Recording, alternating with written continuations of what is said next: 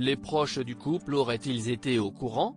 Depuis le mois de janvier dernier, Gérard Louvain et son mari, Daniel Moine, font l'objet d'une enquête pour viol sur mineur et complicité de viol sur mineur, après la plainte déposée par le neveu du producteur.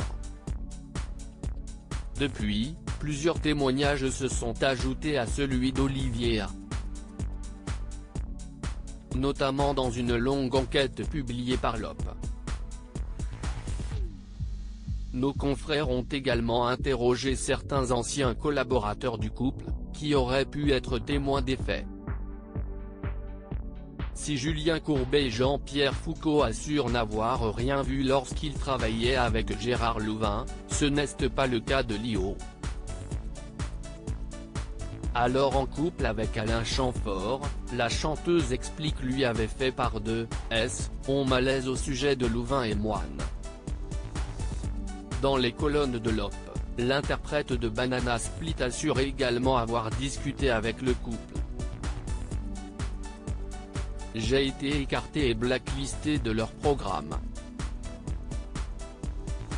C'était une époque d'impunité organisée, tous ceux qui savaient ont tourné la tête.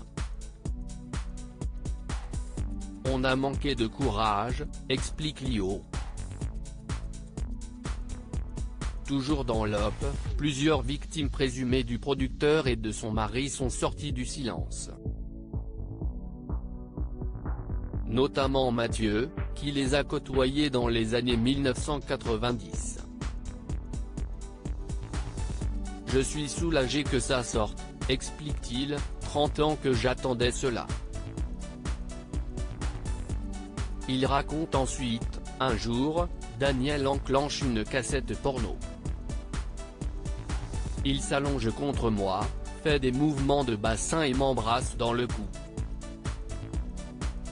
J'étais dégoûté. J'avais 14 ans. Je l'ai repoussé violemment, et il n'a pas insisté. J'ai hurlé, je ne suis pas un pédé. Avant de sortir de la pièce, il m'a regardé en souriant. Tu es trop jeune pour le savoir.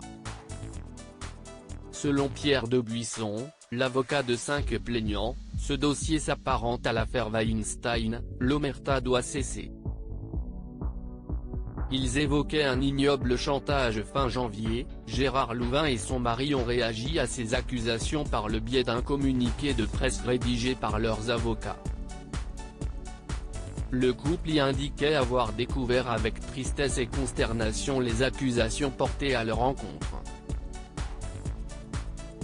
Les deux hommes dénonçaient alors un ignoble chantage portant sur la somme extravagante de 750 000 € dont ils sont victimes depuis plusieurs semaines et auquel ils ont légitimement refusé de céder. Ils considéraient que leur neveu avait été manipulé par des tiers peu scrupuleux, cupides et avides. Dans l'OP, l'avocate de Daniel Moine a affirmé: il conteste catégoriquement les agissements qui lui sont reprochés et maintient n'avoir jamais entretenu le moindre rapport non consenti avec quiconque. 5 plaintes sont à ce jour enregistrées par la police.